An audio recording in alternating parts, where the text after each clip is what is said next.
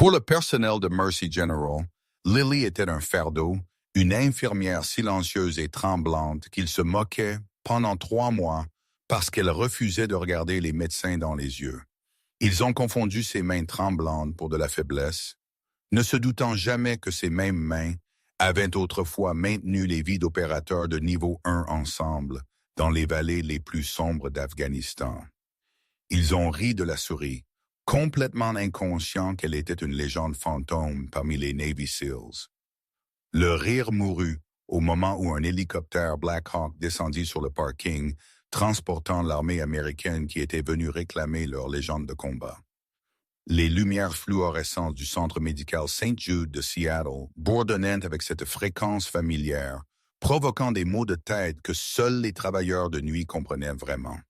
Il était 2 heures aux 8 heures du matin, l'heure des sorcières, où la caféine s'estompe et la patience du personnel s'amincit. Lily Bennett se tenait au poste des infirmières, organisant méticuleusement les dossiers des patients. Elle avait 32 ans, bien que les mèches grises prématurées dans son chignon désordonné et les rides profondes gravées autour de ses yeux la faisaient paraître plus âgée. Elle se déplaçait avec une lenteur raide et délibérée, gardant la tête baissée, les épaules voûtées en avant, comme si elle se préparait perpétuellement à un impact qui ne venait jamais. « Regardez le fantôme », chuchota Jessica, l'infirmière-chef, appuyée contre le comptoir avec un sourire narquois. Elle fit un geste avec son menton vers Lily. « Je jure que j'ai laissé tomber un bassin de lit à 5 pieds d'elle hier, et elle a tressailli comme si une grenade avait explosé. Comment les RH l'ont-ils autorisée? Elle est inutile. Le Dr. Caleb Sterling, le résident arrogant de 2e année qui marchait dans les couloirs comme s'il possédait le bâtiment, rit en signant une ordonnance. Elle est une embauche de diversité ou un cas de carité. Jess doit l'être. Je lui ai demandé un IV de 16 gauges pendant l'admission de traumatologie la nuit dernière, et elle a juste regardé le plateau pendant 5 secondes avant de bouger. 5 secondes, à mon haut, 5 secondes sont une éternité. Lily les entendait. Elle, raclement de gorge, les entendait toujours. Son ouïe avait été réglée dans des environnements où le craquement d'une brindille pouvait signifier une embuscade. Raclement de gorge, mais elle ne dit rien. Elle serra simplement sa prise sur le presse-papier, ses phalanges devenant blanches. Elle n'était pas seulement silencieuse. Elle était agressivement soumise. Elle prenait les pires cartes de travail sans se plaindre. Elle nettoyait les vomissures que les préposés ignoraient. Elle laissait le Dr. Sterling la réprimander pour des erreurs qu'elle n'avait pas commises. Elle avait été transférée ici d'un hôpital VA en Ohio avec un dossier expurgé que l'administrateur de l'hôpital, M. Henderson, n'avait fait que jeter un coup d'œil avant de l'embaucher. Pour tous les autres, Lily Bennett était une épuisée anxieuse et finie qui ne pouvait probablement pas s'en sortir dans un vrai service d'urgence. Bennett. La voix de Sterling craqua à travers le couloir comme un fouet. Lily ne sursauta pas, mais elle se figea. Elle tourna lentement. « Oui, docteur. Chambre 402, l'appendicectomie post-op, sa TA monte en flèche. Je vous ai dit de pousser le lead tool il y a 20 minutes. Pourquoi le dossier est-il vide? » Sterling se tenait au-dessus d'elle, utilisant sa taille pour intimider. « J'ai vérifié ses signes vitaux, docteur, » dit Lily, sa voix rauque, à peine un chuchotement. Son rythme cardiaque est bradycardique. Si j'avais poussé le Lebetool, cela aurait pu le faire s'effondrer. J'attendais que vous attendiez. Sterling claqua sa main sur le comptoir. Le grand bruit fit sursauter 2 autres infirmières. Lily ne cligna pas des yeux, mais sa pupille se dilata. « Vous n'attendez pas pour penser, Bennett. Vous faites ce que j'ordonne. Vous êtes une infirmière. Je suis le docteur. Si je dis de pousser les médicaments, vous poussez les médicaments.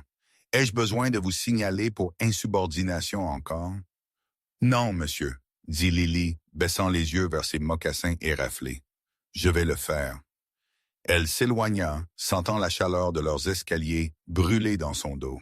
« Pathétique, marmonna Jessica, alors que Lily disparaissait dans la salle de médicaments.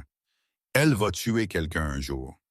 Lily s'appuya contre le mur carrelé frais de la salle de médication, sa respiration peu profonde. Elle ferma les yeux. Pendant une fraction de seconde, l'odeur d'antiseptique disparut, remplacée par l'odeur de carburant d'avion brûlé et de sang cuivré. Elle vit le visage d'un jeune homme, la moitié de sa mâchoire manquante, lui serrant la main à l'arrière d'un Pave Hawk. « Reste avec moi, Doc, reste avec moi. » Elle secoua violemment la tête, faisant claquer l'élastique sur son poignet, une technique d'ancrage que sa thérapeute lui avait enseignée. Elle n'était plus Doc. Elle était juste l'infirmière Bennett. Et elle avait besoin de ce travail. Elle avait besoin du calme. Elle avait besoin de l'anonymat. Mais le calme était sur le point d'être rompu. 2 semaines plus tard, la façade commença à se fissurer. C'était un mardi après-midi chaotique. Un carambolage massif sur l'I-5 avait inondé le service des urgences. Saint-Jude était à pleine capacité. Chaque box était plein. Les médecins criaient des ordres, et le sol était glissant de solutions salines et de sang. Lily était affectée au box de triage 3, assistant le Dr. Sterling avec un code jaune, un ouvrier du bâtiment d'âge moyen nommé Mike, qui avait été tiré d'une berline écrasée. Il était conscient, parlait, mais se plaignait de douleurs thoraciques. « Ce ne sont que des ecchymoses de la ceinture de sécurité », annonça Sterling d'un ton désinvolte, éclairant les yeux de Mike avec une lampe stylo. « Faites-lui une radiographie thoracique quand la machine sera libre. Donnez-lui du Tylenol et déplacez-le dans le couloir. Nous avons besoin de ce lit pour les critiques. Doc, ça fait mal de respirer. » Mike siffla, serrant son côté gauche. « Vous avez cassé une côte, Mike. Ça fait mal, c'est comme ça que ça marche. » Sterling claqua, se tournant pour partir. « Bennett, déplacez-le. » Lily se déplaça au chevet pour déverrouiller les roues. Mais elle s'arrêta. Elle regarda Mike. Elle regarda la façon dont sa veine jugulaire était légèrement distendue, pulsant contre la peau de son cou. Elle observa sa respiration. Elle n'était pas seulement peu profonde. Elle était asymétrique. « Arrête, » dit Lily. Sterling se retourna, la sueur coulant de son front. « Excusez-moi. Ne le déplacez pas, » dit Lily. Sa voix était différente. Le rauque était parti. Elle, raclement de gorge, était plate, froide et autoritaire. « Il n'est pas stable. Je suis le médecin traitant ici, Bennett. Je l'ai autorisé. Déplacez ce maudit lit. » « Regardez sa GVD, » dit Lily, pointant le cou du patient. « Regardez la déviation trachéale qui commence. C'est léger, mais c'est là. Et écoutez son mode de parole. Il est en manque d'air. Ce n'est pas une côte cassée. C'est un pneumothorax sous tension et il évolue vite. Si vous le déplacez dans le couloir, il fait un arrêt cardiaque en 5 minutes. Il meurt en 7. Tout le box devint silencieux. Jessica, qui traquait les gores à proximité, se figea. Le Dr. Sterling regarda Lily comme si la souris de l'hôpital venait de parler en langue. « Vous êtes une infirmière », siffla Sterling, entrant dans son espace personnel. « Vous ne diagnostiquez pas. Vous ne parlez pas. Vous bip, bip, bip. » Le moniteur hurla. Les yeux de Mike roulèrent en arrière dans sa tête. Sa tension artérielle chuta instantanément à 60-40. « Il fait un arrêt », hurla Jessica. Sterling paniqua, l'arrogance s'étant vidée de son visage, remplacée par l'incompétence terrifiée d'un résident qui avait fait le mauvais choix. « Prenez le chariot d'urgence. Intubez-le. Faites venir l'anesthésie ici. »« Pas le temps, » dit Lily. Elle n'attendit pas la permission. Elle ne trembla pas. D'un seul mouvement fluide, Lily plongea la main dans sa poche. Elle n'avait pas de scalpel. Elle sortit une épaisse aiguille Angioath de calibre 14. Elle déchira la blouse de Mike. « Bennett, qu'est-ce que l'enfer faites-vous » criait Sterling, tendant la main vers son bras. Lily attrapa le poignet de Sterling en plein vol. Sa prise était de fer. Elle ne le regarda même pas. Ses yeux étaient fixés sur le deuxième espace intercostal du patient. Elle serra le poignet de Sterling si fort que le docteur poussa un cri aigu et tomba à genoux. « Reculez », ordonna-t-elle. Ce n'était pas une requête. C'était un ordre de terrain. Elle palpa la paroi thoracique une fois, deux fois. Pouf! Sans hésitation, elle enfonça l'aiguille dans la poitrine de Mike. Hatch, le son de l'air piégé s'échappant de la cavité thoracique était audible par-dessus le chaos de la salle d'urgence. Cela sonnait comme un pneu qui se dégonfle. Mike haleta, une prise d'air massive affirmant la vie. Le moniteur se stabilisa immédiatement. Le rythme cardiaque se calma. La tension artérielle grimpa. Lily scotcha l'aiguille en place, vérifia les pupilles, puis relâcha finalement le souffle qu'elle retenait. Elle se retourna pour trouver toute l'équipe de traumatologie la fixant. Sterling tenait son poignet, son visage rouge d'humiliation et de choc. « Décompression à l'aiguille », dit Lily doucement, revenant instantanément à sa posture soumise, ses épaules s'affaissant. Protocole standard pour ce genre de choses. « Désolé, docteur. » J'ai paniqué. « Vous avez paniqué ?» chuchota Sterling, se levant lentement. « Vous venez de pratiquer une procédure chirurgicale avancée sans licence. Vous avez agressé un docteur. Vous. » Il regarda le patient qui était maintenant rose et respirait confortablement. Il ne pouvait nier qu'elle avait sauvé la vie de l'homme, mais son ego était meurtri bien plus que son poignet. « Sortez !» dit Sterling, sa voix tremblant de rage. « Sortez de mon service d'urgence. Vous avez fini, Bennett.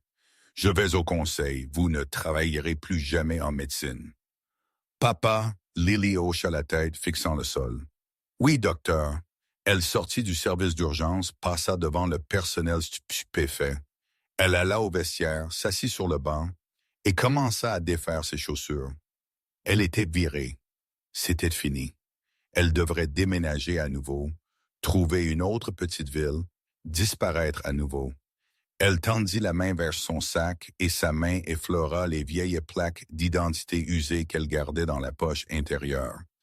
Lieutenant-commandant S. Mitchell, DevGru, soutien, indicatif Valkyrie.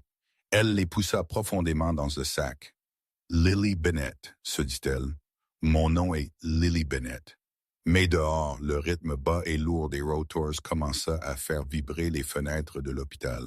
Ce n'était pas l'hélicoptère d'évacuation médicale habituel. Le son était plus lourd, plus profond. Un grondement mécanique que Lily connaissait mieux que le son de son propre rythme cardiaque. Elle se figea. Elle leva les yeux vers la haute fenêtre du vestiaire. « Non, » chuchota-t-elle. « Pas ici. S'il vous plaît, pas ici. » Le son devint plus fort, secouant la poussière des dalles de plafond. Le bruit était assourdissant. Ce n'était pas seulement un son. C'était une onde de pression physique qui faisait trembler les instruments dans les salles d'opération au 5e étage. Dans la salle d'urgence, le chaos régnait. Les patients criaient, se serrant les oreilles. Les portes coulissantes automatiques de la zone des ambulances s'ouvrirent en grand et restèrent bloquées là, coincées par la seule force du vent. Dehors, sur le parking des médecins, écrasant spécifiquement le panneau de la place réservée du Dr. Sterling, une ombre massive descendit du ciel. C'était un Black Hawk MH-60M, mais pas l'édition militaire standard. Cette machine était d'un noir mat, dépourvue de surface réfléchissante, sans étoile blanche d'identification, ni numéro d'unité peint sur le fuselage. C'était un oiseau fantôme, un atout du commandement des opérations spéciales conjointes, J.E.C. Le Dr. Sterling, encore fumant de l'incident avec Lily, se précipita vers les portes de la zone des ambulances, suivi de près par M. Henderson, l'administrateur de l'hôpital, et Paul, le seul garde de sécurité en surpoids. « C'est insensé !» cria Sterling par-dessus le rugissement des rotors. « Ils atterrissent sur le parking du personnel. C'est une violation des règlements de la FAA. Je vais avoir leur licence. Paul, obtenez leur numéro de badge. » Paul, serrant son chapeau, regarda Sterling comme s'il était fou. Docteur, c'est un hélicoptère militaire. Je ne peux pas juste... Je me fiche de qui ils sont. Ils endommagent ma BMW.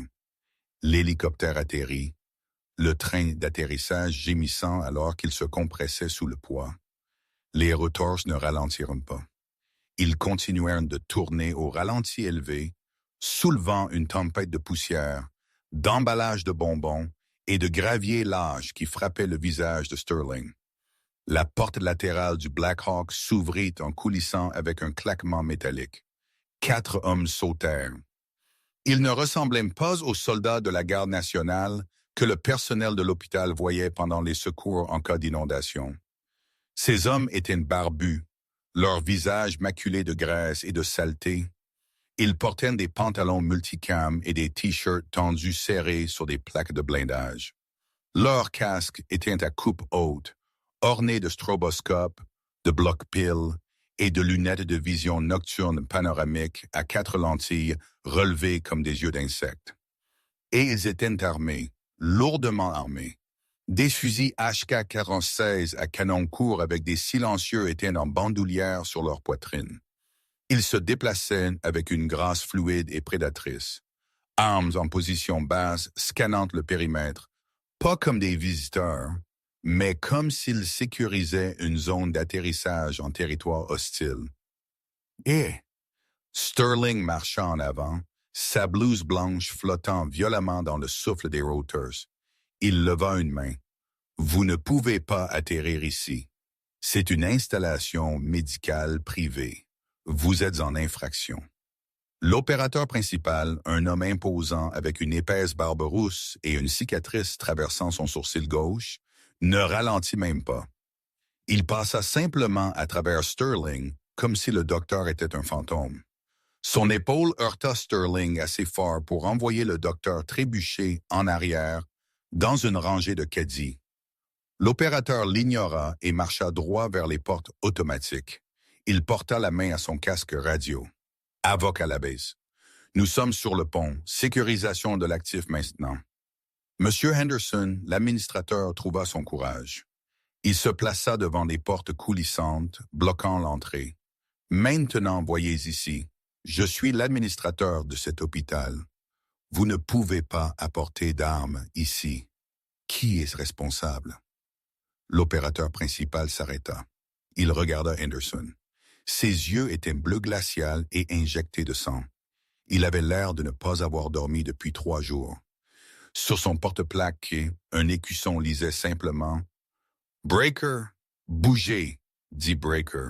Sa voix était du gravier, basse et dangereuse. « J'appellerai la police », piailla Henderson. Breaker s'approcha, dominant le petit homme.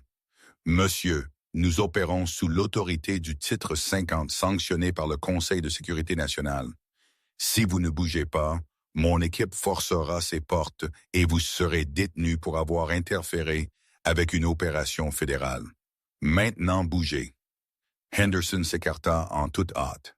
Les 4 opérateurs firent éruption dans le hall des urgences. La salle d'attente devint silencieuse. Un bébé qui pleurait cessa de pleurer. Un homme avec un bras cassé oublia sa douleur. La présence de ces hommes aspira l'oxygène de la pièce. Ils apportèrent l'odeur d'ozone, de carburant d'aviation et de vieille sueur dans l'environnement stérile. Sterling courut après eux, le visage rouge et haletant. « Sécurité, Paul, arrêtez-les! Ils cherchent de la drogue. Cela doit être ça. » Breaker s'arrêta au centre de la zone de triage. Il ne regarda pas les patients. Il ne regarda pas les docteurs. Il scanna le poste des infirmières. « Où est-elle? » aboya Breaker. Jessica, l'infirmière responsable, tremblait derrière le comptoir. « Qui? » « L'infirmière, » dit Breaker, sa main posée près de son arme de poing, pas de manière menaçante, mais par habitude. Nouvelle embauche, silencieuse, cicatrice sur ses mains. « Où est Valkyrie? »« Val? Valkyrie? » balbutia Jessica. « Nous n'avons personne nommé Valkyrie. Nous avons une Lily. Lily Bennett. » Breaker regarda son équipe. « Dégagez l'arrière. »« Trouvez-la. Vous cherchez Bennett. » Sterling rit. Un son hystérique aigu. La souris. L'incompétente. Je viens de la virer. Elle est au vestiaire en train d'emballant ses ordures. Vous êtes là pour l'arrêter, n'est-ce pas? A-t-elle tué quelqu'un à son dernier hôpital? Je le savais. Je savais qu'elle était une fraude. Breaker se tourna lentement pour faire face à Sterling. Les trois autres opérateurs s'arrêtèrent, leurs mains se serrant sur leurs fusils. L'air dans la pièce devint lourd. Raclement de gorge. « Vous l'avez viré? » demanda doucement Breaker. « Bien sûr que oui. » Sterling bombait le torse. « Elle m'a agressé. Elle a pratiqué une procédure non autorisée. Elle est instable. » Breaker s'approcha de Sterling jusqu'à ce qu'ils soient nez à nez. L'opérateur sentait la poudre à canon. « Si vous l'avez viré, » chuchota Breaker, « alors vous venez de compromettre l'actif médical le plus précieux que la marine des États-Unis possède. Et si elle a quitté le bâtiment, docteur, je vais vous tenir personnellement responsable de la mort de l'homme dans cet hélicoptère. » Sterling cligna des yeux. « Quoi? Vérifiez le vestiaire. » Breaker cria à son équipe. « Allez! » Lily avait ses chaussures attachées. Son sac était en bandoulière sur son épaule. Elle marchait vers la sortie arrière du vestiaire, ayant l'intention de s'échapper par l'escalier de secours et de disparaître dans l'allée. Elle entendit le remue-ménage dehors, les cris, les lourdes bottes sur le linoléum. Elle connaissait cette cadence. Elle connaissait le son de ses bottes. « Ne te retourne pas, » se dit-elle. « Continue juste de marcher. Tu es Lily Bennett. Tu n'es personne. » Valkyrie. La voix résonna sur les casiers métalliques. C'était une voix qu'elle n'avait pas entendue depuis 18 mois. Une voix qu'elle avait essayé de noyer avec la thérapie et les médicaments. Lily se figea, sa main plana au-dessus de la barre de poussée de la porte de sortie.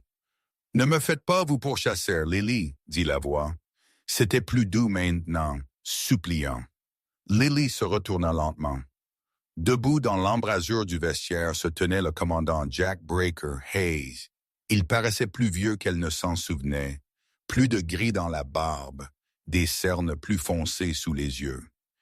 Mais il était toujours la montagne d'hommes qu'il avait portée hors des montagnes Zagros quand elle avait reçu des éclats d'obus à la jambe. « Je ne suis plus elle, Jack, » dit Lily, sa voix tremblant. « Je suis à la retraite. Je suis parti. J'ai signé les papiers. » « Il n'y a pas de sortie pour des gens comme nous, Lily, » dit Jack entrant dans la pièce. Il laissa son fusil avec son équipe dans le couloir. Il s'approcha d'elle les mains ouvertes. « Tu sais que je ne peux pas le faire, » chuchota Lily, les larmes montant à ses yeux. « Je ne peux pas en perdre un autre. Je ne peux pas avoir ce sang sur moi encore. Je suis juste une infirmière maintenant. Je distribue du Tylenol, je me fais crier dessus par les résidents. C'est paisible. » « Paisible? » Jack ricana doucement. « Je vous ai vu dans le couloir. Vous ressemblez à un animal en cage. Vous mourrez ici, Lily, lentement. Nous le savons tous les deux. »« Pourquoi êtes-vous ici, Jack? » demanda Lily, durcissant son expression. « Vous n'avez pas posé un oiseau sur un parking d'hôpital civil juste pour dire bonjour. » Le visage de Jack tomba. Le masque de guerrier dur glissa, révélant un ami terrifié. « C'est Tex. » Lily sentit le sang quitter son visage. « Tex, nous étions sur une opération d'entraînement près de la frontière. Terre réelle. Quelque chose a mal tourné avec la brèche.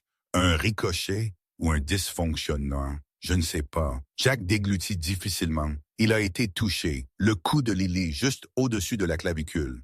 Cela a sectionné l'artère. Nous avons un pansement de campagne dessus, mais il se vide de son sang. Nous n'avons pas pu atteindre la base. C'était le centre de traumatologie de niveau 1 le plus proche. « Alors, amenez-le aux urgences », cria Lily. « Sterling est un idiot, mais l'équipe de traumatologie ici est capable. Ils ont des chirurgiens. » « Ils ne peuvent pas le toucher, » dit Jack sombrement. « Quoi? Pourquoi? Parce que l'obus qui l'a frappé. » Jack hésita. « C'est un engin expérimental. C'est un obus fragmentaire prototype. Il est logé contre la colonne vertébrale. Si un chirurgien civil essaie de l'extraire comme ils l'ont appris à l'école de médecine, il détonnera ou il déchiquettera la moelle épinière. Ils ne connaîtront pas la balistique. Lily, vous, oui. Vous avez aidé à concevoir le protocole d'extraction de terrain d'UXO, munitions non explosées dans les corps. Vous êtes la seule à l'avoir jamais fait et à avoir maintenu le patient en vie. Lily s'appuya contre le casier, respirant difficilement. Jack, je n'ai pas tenu de scalpel depuis 1 an. Mes mains, elles tremblent.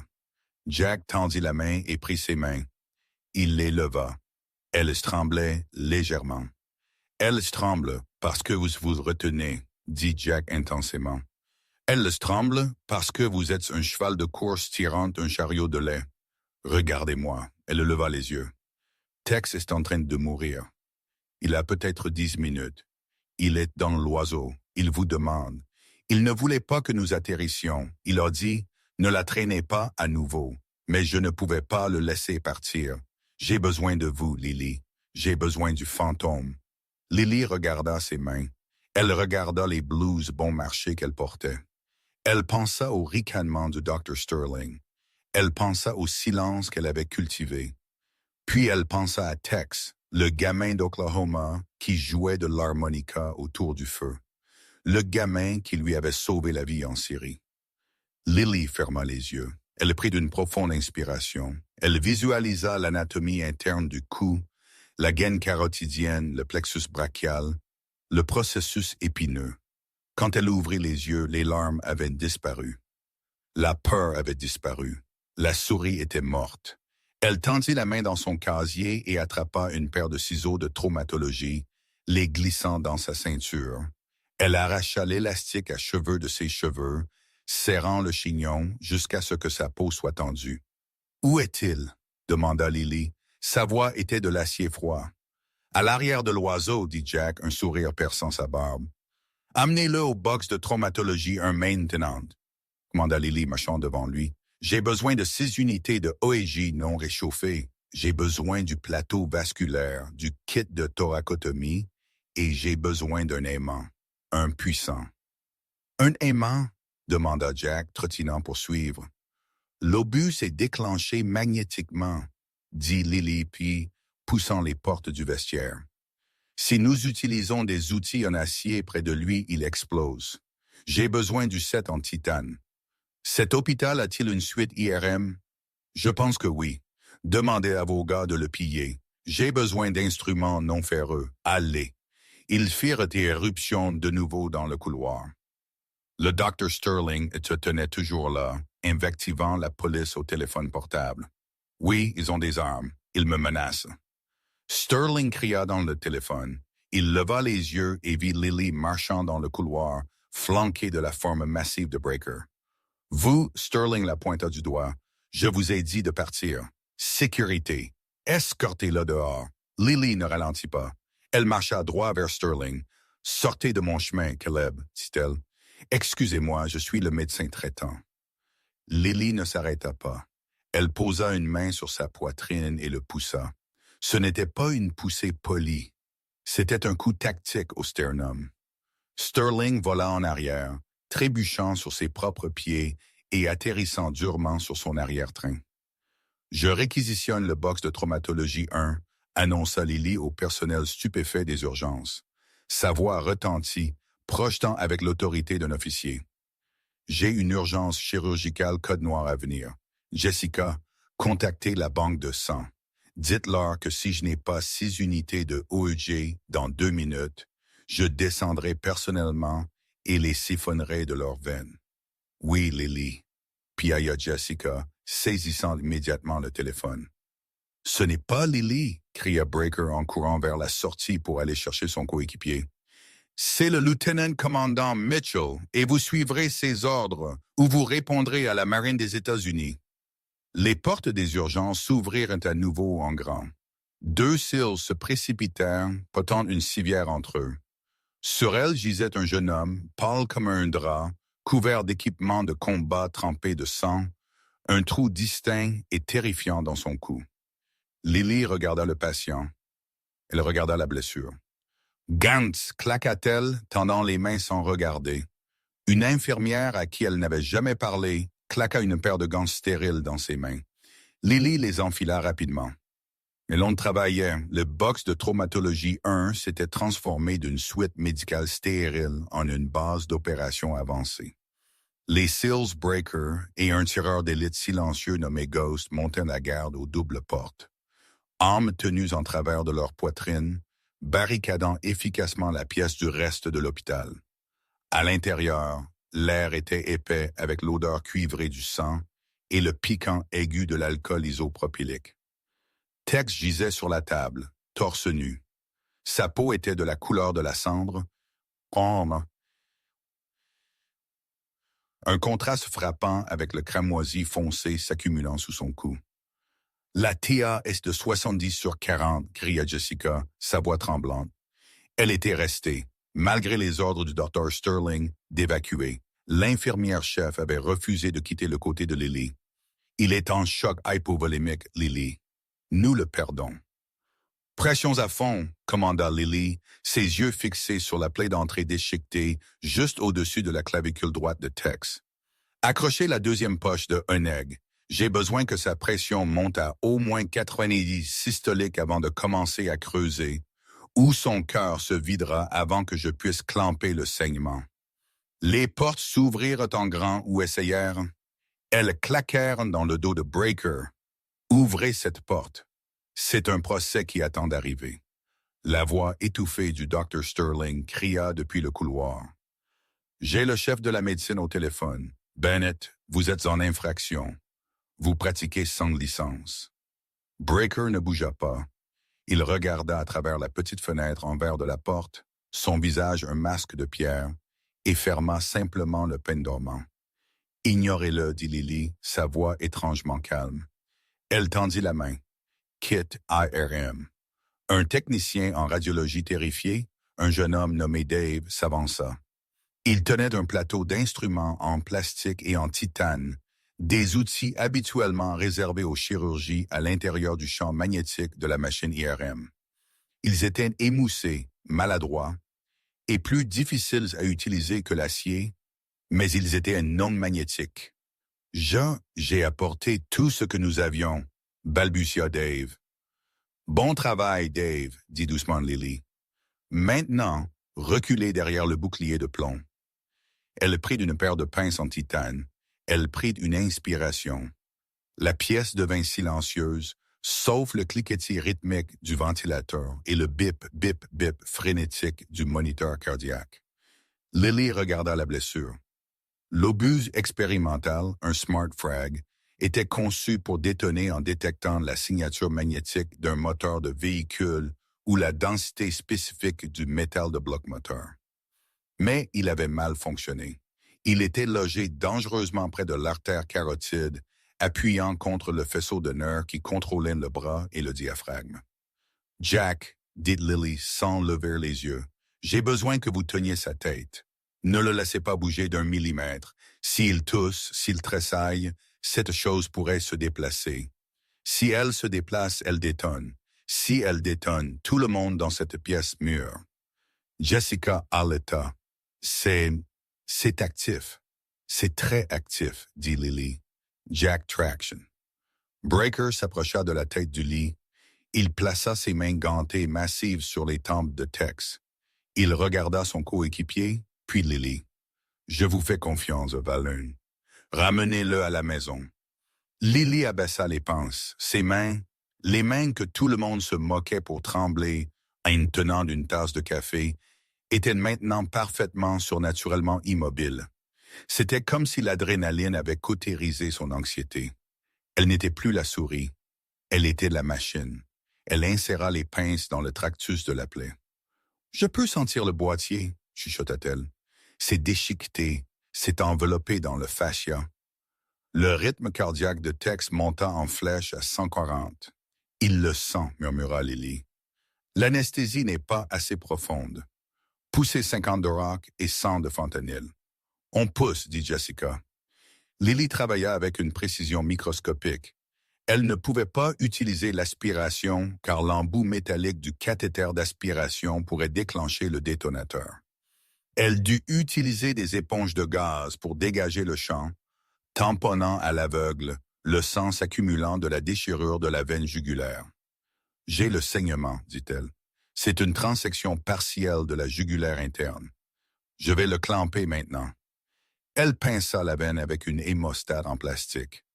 Le saignement ralentit. D'accord, Lily expira. Maintenant pour le matériel. Elle alla plus profond. La pointe des pinces effleura quelque chose de dur. Un faible sifflement aigu émit de la blessure. Rah! Tout le monde se figea. Qu'est-ce que c'est? Chuchota Dave de derrière le bouclier de plomb. Charge de condensateur, dit Breaker, la sueur coulant sur son nez. Ça se réveille. Ne bougez pas, siffla Lily. Le sifflement devint plus aigu. L'obus sentait la perturbation. Il calculait s'il devait exploser. Lily ferma les yeux pendant une fraction de seconde, visualisant le schéma du SmartFrag MK4 qu'elle avait étudié des années auparavant lors d'un briefing EOD. Il avait un délai de 3 secondes une fois le circuit anti-sabotage déclenché. « Je dois le tirer », dit Lily. « Maintenant, si je vais lentement, il explose. Si je le tire brusquement, je pourrais déchirer l'artère. »« À vous de voir, Valkyrie, » dit Breaker. « À 3, » dit Lily. Elle ajusta sa prise sur les pinces. Elle enfonça ses talons dans le sol. 1. Le sifflement était un cri maintenant. 2. Sterling frappait sur la vitre de la porte à l'extérieur, inconscient du fait qu'il essayait de pénétrer dans une zone d'explosion. 3. Lily tira. Ce n'était pas un arrachement, mais une extraction douce et puissante. Avec un son d'aspiration humide, un petit objet cylindrique couvert de sang et de tripes se libéra. Le sifflement s'arrêta. Lily ne célébra pas. Elle se tourna et plaça doucement l'appareil dans un bassin Nemesis rempli de solutions salines que Dave tenait. « Dave, cours! » cria Lily. « Apporte ce bassin au quai de chargement.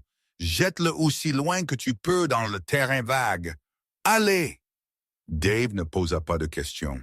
Il attrapa le bassin et sprinta par la porte arrière du box de traumatologie, la défonçant et disparaissant dans le couloir. Breaker le regarda partir, puis regarda Lily. « Claire. »« Pas encore, » dit Lily, laissant tomber les outils en plastique et attrapant un porte-aiguille en acier standard du chariot d'urgence. « Maintenant, je dois recoudre son cou avant qu'il ne se vide de son sang. Donnez-moi 4 prolainées maintenant. » 10 secondes squadron, un sourd grondement sourd secoua l'hôpital. Les alarmes de voiture commencèrent à hurler au loin. L'onde de choc fit trembler les armoires dans le box de traumatologie. Dave avait fait le lancer. Le Dr. Sterling cessa de frapper à la porte. Le silence dans le couloir était absolu. À l'intérieur, Lily ne tressaillit même pas.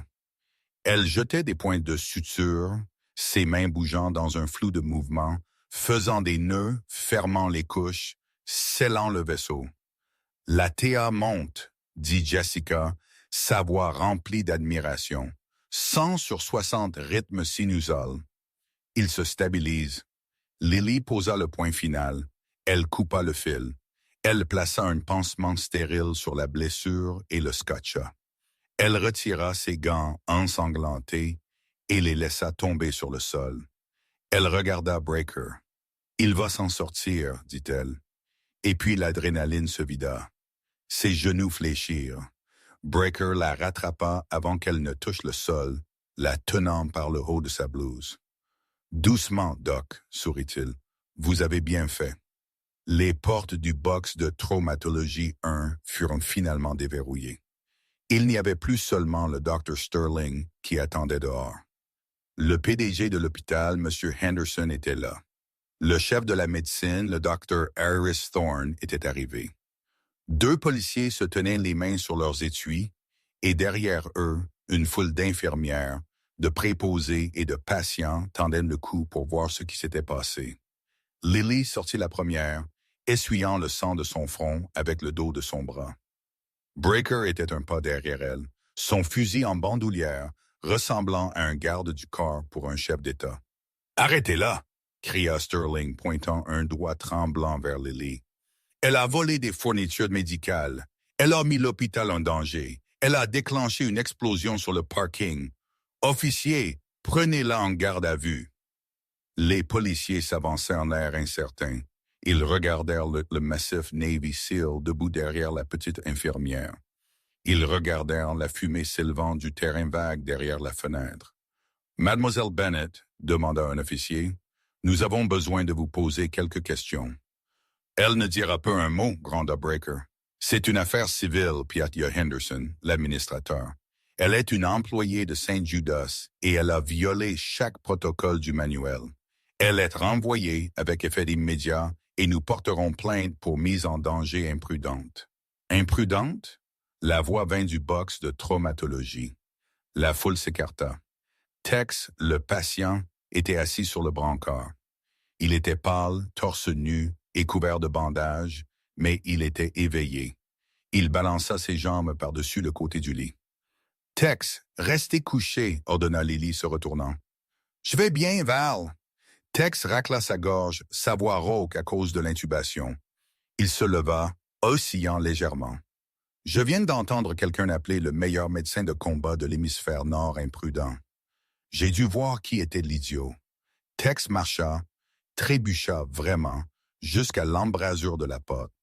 Il s'appuya contre le cadre, regardant Sterling et Henderson. « Savez-vous à qui vous parlez? » demanda Tex. « C'est une infirmière. » Sterling cracha. Une infirmière silencieuse, incompétente. Qui? Silencieuse? Tex rit. C'était un son sec et douloureux. Oui, elle était silencieuse. Vous devenez silencieux quand vous passez 2 jours couchés dans un fossé en série, maintenant la pression sur une artère fémorale d'une main et ripostant de l'autre. Vous devenez silencieux quand vous devez choisir lequel de vos amis vit et lequel meurt parce que vous n'avez qu'une seule poche de plasma restante. Le couloir était silencieux de mort. Même le bruit ambiant des urgences sembla s'estomper. Lily Bennett, dit Tex, la pointant du doigt est un nom de couverture. Cette femme est le lieutenant-commandant Lily Mitchell. Indicatif Valkyrie. Elle était l'officier médical en chef rattaché à l'escadron rouge d'Eve Grew pendant 3 ans. Elle a une étoile d'argent. Elle a 2 cœurs pourpres. Elle n'a pas eu ses cicatrices sur ses mains en laissant tomber des bassins de lit. Elle les a eues en sortant mon cul d'un fuselage en feu à Kandahar. La bouche du Dr. Sterling s'ouvrit, mais aucun son n'en sortit. Il regarda Lily. Il regarda la femme qu'il avait réprimandée, moquée et rabaissée pendant des mois. La femme qu'il avait appelée une souris. Lily se tenait là, sa posture droite pour la première fois depuis des mois. Elle ne baissa pas les yeux. Elle regarda Sterling droit dans les yeux. « Est-ce vrai? » demanda le Dr. Thorne, le chef de la médecine, s'avançant. C'était un homme plus âgé, lui-même ancien chirurgien de l'armée. Il regarda Lily avec une reconnaissance soudaine. « Mitchell, j'ai lu le rapport. L'embuscade de la province de Pactia. C'était vous? » Lily hocha la tête une fois. « Oui, monsieur. »« Mon Dieu, » chuchota Thorne, « vous avez effectué une thoracotomie à l'arrière d'un Chinook en mouvement sous le feu d'un RPG. Ils utilisent votre étude de cas dans le programme de traumatologie. » Le Dr. Thorne se tourna vers Sterling. Le regard de dégoût sur le visage du chef était accablant. « Dr. Sterling, vous m'avez dit ce matin que l'infirmière Bennett était cliniquement inepte et lente d'esprit. Vous avez tenté d'empêcher une chirurgie vitale sur un opérateur de niveau 1 à cause de quel protocole? »« Elle n'a pas suivi la chaîne de commandement, » balbutia Sterling, rapetissant sous le regard furieux du chef. « Elle est la chaîne de commandement, » interjeta Breaker. « Dans un scénario de traumatisme, son autorité supplante la vôtre, supplante la mienne. L'enfer, si le président se vidait de son sang, elle le supplanterait. » Breaker plongea la main dans sa poche et sortit un téléphone satellite. Il appuya sur un bouton et le mit en haut-parleur. « Ici l'amiral Hawley, commandement GC. » Une voix résonna du minuscule haut-parleur. « Passez le commandant Hayes. Je suis là, amiral, » dit Breaker. « Cible sécurisée, actif stabilisé. Mais nous avons une situation avec l'administration locale. Passez-les. » L'amiral aboya. Breaker poussa le téléphone vers M. Henderson. L'administrateur le prit avec des mains tremblantes. « Hein? Bonjour. Écoutez-moi attentivement. La voix de l'amiral tranche à l'air. La femme qui se tient devant vous est un atout national protégé. Vous entravez actuellement une opération militaire. Si vous ne vous retirez pas et si vous portez une seule accusation contre le commandant Mitchell, je ferai retirer le financement fédéral de votre hôpital si vite que les lumières s'éteindront avant que vous ne raccrochiez ce téléphone. Suis-je clair? Clair comme du cristal, amiral. Piaya Henderson. Pas d'accusation. Absolument pas. Bien. Passez Mitchell. Lily prit le téléphone. Elle le porta à son oreille. Amiral, Lily? La voix de l'amiral s'adoucit. Nous avons besoin de vous. Vous ne pouvez pas vous cacher dans un service d'urgence civile pour toujours. Vous êtes une guérisseuse, mais vous êtes d'abord une guerrière. L'équipe retourne au terrain d'opération dans 48 heures. Il y a un siège vide dans l'oiseau. Il est à vous si vous le voulez. Lily regarda autour du service d'urgence. Elle vit l'admiration dans les yeux de Jessica. Elle vit la peur dans les yeux de Sterling. Elle vit les murs blancs stériles qui lui avaient semblé être une prison pendant la dernière année. Elle regarda Tex vivant et respirant grâce à ce qu'elle avait fait. Elle regarda Breaker, son frère d'armes. Elle baissa les yeux vers ses mains. Elles ne tremblaient pas. Lily commença mais s'interrompit. Elle regarda le Dr. Sterling une dernière fois. Dr. Sterling, dit Lily calmement, concernant le patient de la chambre 402 d'il y a 2 semaines. Vous aviez raison. Je n'ai pas poussé le litho. Sterling cligna des yeux. Quoi? Je ne l'ai pas poussé parce qu'il était allergique au bêta-bloquant. C'était dans son dossier. Si j'avais suivi votre ordre, je l'aurais tué. J'ai raclement de gorge corrigé votre erreur, tout comme j'ai corrigé celle-ci. Elle rendit le téléphone à Breaker. Amiral, dit-elle assez fort pour que le téléphone capte. Je ne reviens pas dans les équipes. Breaker sembla choqué. Lily, je ne reviens pas, répéta Lily, un petit sourire triste jouant sur ses lèvres. Mais je ne reste pas ici non plus. Vous ne revenez pas? Demanda Breaker, le téléphone satellite toujours à la main. Le massif Seal sembla confus, une expression rare pour un homme qui gagnait sa vie de la certitude. Mais vous venez de prouver que vous l'avez toujours. Vous êtes la meilleure qui soit. Lily prit une profonde inspiration. Elle regarda autour de la salle d'urgence. L'endroit où elle s'était cachée pendant des mois, l'endroit où elle avait essayé d'enterrer le fantôme de Valkyrie sous des montagnes de paperasse et de hochements de tête soumis. « J'ai les compétences, Jack, » dit Lily. Sa voix stable et résonnant légèrement dans le couloir silencieux. « Mais je n'ai pas la faim. Pas pour le combat. Plus maintenant. » Elle marcha vers Tex, qui s'appuyait lourdement contre l'encadrement de la porte, un sourire asymétrique sur son visage pâle. Elle ajusta le pansement sur son cou avec un toucher professionnel doux. « La guerre a besoin de combattants, » continua Lily, regardant ses anciens coéquipiers. « Mais les combattants ont besoin d'enseignants. Je suis fatigué de rapiécer des trous dans des garçons qui n'auraient pas dû être là en premier lieu.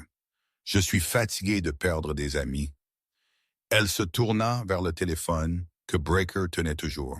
« Amiral, j'écoute, commandant. » La voix de l'amiral grésilla. « Je ne me déploierai pas, » dit Lily fermement. « Mes jours dans le terrain d'opération sont terminés.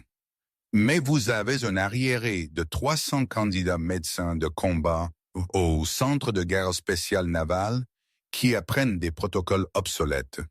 Ils apprennent de livres écrits il y a 10 ans. Ils ont besoin de quelqu'un qui sait ce que la balistique moderne fait à un corps humain. Il y eut une pause sur la ligne. Vous voulez devenir instructrice? Je veux être l'instructrice principale pour le cours de médecin de combat des opérations spéciales. Lily le corrigea. Je veux une autonomie totale sur le programme. Et je veux que ma commission soit rétablie, mais strictement du côté des États. Je leur apprendrai comment vous garder en vie, les garçons, pour ne pas avoir à le faire moi-même. Fait, dit l'amiral instantanément. Présentez-vous à Coronado lundi. Bienvenue à la maison, Valkyrie. Breaker sourit, frappant une lourde main sur l'épaule de Lily. Instructrice Mitchell, que Dieu aide ses recrues. Vous allez les manger vivants. Seulement les faibles, sourit Lily. Elle se tourna vers le personnel de l'hôpital. La dynamique avait changé de façon permanente.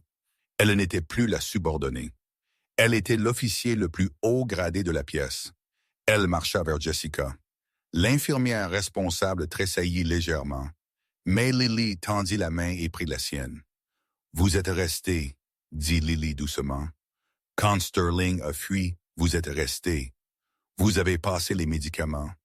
Vous avez tenu la ligne. Vous êtes une bonne infirmière, Jess. Ne laissez personne comme lui. » Elle secoua la tête vers Sterling. « Vous convaincre du contraire. » Jessica eut les larmes aux yeux, hochant la tête. « Merci, Lily. Je veux dire, commandant. » Lily, c'est bien. Finalement, Lily se tourna vers le docteur Caleb Sterling. Le jeune docteur était appuyé contre le mur, ressemblant à un ballon dégonflé. Son ego avait été percé, son autorité brisée et son préjudice exposé. Il ne pouvait pas la regarder dans les yeux. « Dr. Sterling, » Lily dit, il leva les yeux, tressaillant. « Vous avez de bonnes mains, » Lily dit. « Mécaniquement, vous êtes un chirurgien décent. Mais la médecine n'est pas une question de mécanique, c'est une question d'humilité. Vous avez failli tuer un homme aujourd'hui parce que vous ne pouviez pas admettre qu'une infirmière puisse savoir quelque chose que vous ne saviez pas. Vous traitez les titres, pas les patients. » Elle s'approcha, baissant la voix pour que seul lui puisse entendre. « Je pars. Vous garderez votre emploi. Vous garderez votre place de parking. Mais chaque fois que vous entrerez dans un box de traumatologie, chaque fois que vous crierez sur une nouvelle infirmière pour être trop lente ou trop silencieuse, je veux que vous vous souveniez d'aujourd'hui. Je veux que vous vous souveniez que la personne sur qui vous criez pourrait bien être la seule chose qui se tient entre votre patient et un sac mortuaire. Soyez meilleur, Caleb, ou écartez-vous. » Elle n'attendit pas de réponse. Elle tourna les talons. « Allons-y, dit-elle aux Seals. « Nous pouvons vous déposer, dit Breaker, désignant la sortie. Ça vaut mieux que prendre le bus. » Lily rit. « Ouais, je suppose qu'un dernier tour ne fera pas de mal. » Le groupe se dirigea vers la sortie. Lily Bennett. La souris de Mercy General sortit par les portes automatiques, flanquée de 4 des hommes les plus mortels de la planète. Dehors, les rotors du Black Hawk recommencèrent à tourner, le sifflement des moteurs devenant un rugissement. Le vent fouetta les cheveux de Lily, arrachant des mèches de son chignon. Elle ne le répara pas. Elle monta dans la cabine, s'asseyant à côté de Tex. Alors que l'hélicoptère décollait, soufflant de la poussière et des débris sur la BMW du Dr. Sterling, une dernière fois, Lily regarda en bas par la fenêtre. Elle vit l'hôpital rapetisser sous elle. Elle vit le petit monde mesquin qu'elle laissait derrière elle. Elle ne s'enfuyait pas cette fois. Elle avançait. Elle plongea la main dans sa poche, sortit les plaques d'identité qu'elle avait cachées si longtemps et les plaça autour de son cou. Le métal froid était lourd contre sa peau. Ça semblait juste. La souris était morte. Valkyrie était de retour et elle avait du travail à faire. 6 mois plus tard, l'amphithéâtre de la base amphibie navale de Coronado était d'une chaleur étouffante. 50 jeunes candidats, corps de la marine, médecins de l'armée, PG de l'armée de l'air, étaient assis dans un silence rigide. Ils étaient épuisés, boueux et terrifiés. La porte à l'avant de la pièce s'ouvrit. Le lieutenant-commandant Lily Mitchell entra. Elle portait des treillis de travail de la marine impeccable, une insigne de feuilles de chêne argentées brillant sur son col. Elle marchait d'un pas confiant, portant un seul pointeur laser. Elle s'arrêta au pupitre et scanna la pièce. Ses yeux étaient perçants. Elle attendit que le silence soit absolu. « Mon nom est commandant Mitchell », dit-elle, sa voix projetant jusqu'au fond de la pièce sans microphone. « La plupart d'entre vous pensent que vous êtes ici pour apprendre à poser un garrot. Vous avez T1. Vous pouvez apprendre à un singe à poser un garrot. » Elle cliqua sur un bouton de la télécommande. L'écran derrière elle s'éclaira avec une vidéo d'une embuscade chaotique. Poussière, cris, coupe de feu. Vous êtes ici pour apprendre à penser quand le monde se termine. Lily dit, vous êtes ici pour apprendre à garder vos mains fermes quand votre cœur bat à 200 battements par minute. Je vais vous apprendre à tromper la mort. Elle sortit de derrière le pupitre et marcha dans l'allée centrale, regardant chaque recrue dans les yeux. Certains d'entre vous ont entendu des histoires sur moi, dit-elle. Vous avez entendu dire que je suis un fantôme. Vous avez entendu dire que je suis dur. Elle s'arrêta devant une jeune recrue dont les mains tremblaient légèrement sur son bureau. Elle regarda ses mains, puis ses yeux. Elle sourit, un sourire sincère et encourageant. « Ils ont raison, chuchota-t-elle.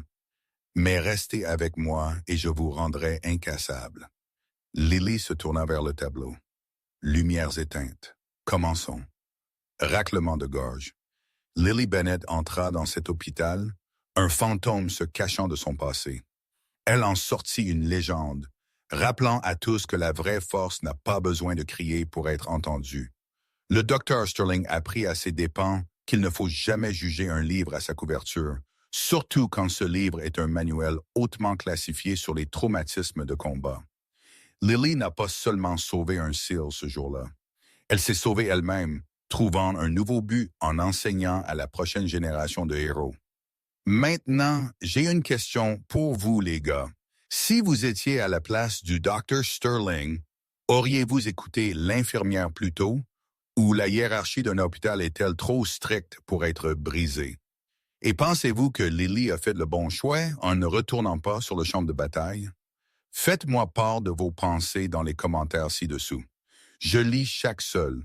Si vous avez apprécié cette histoire de justice et de rédemption, veuillez appuyer sur ce bouton « J'aime ». Cela aide vraiment la chaîne à grandir. Et n'oubliez pas de vous abonner et de sonner la cloche pour ne jamais manquer une nouvelle histoire. Nous publions de nouveaux drames de la vie réelle tous les mardis et vendredis. Merci d'avoir regardé et restez en sécurité dehors.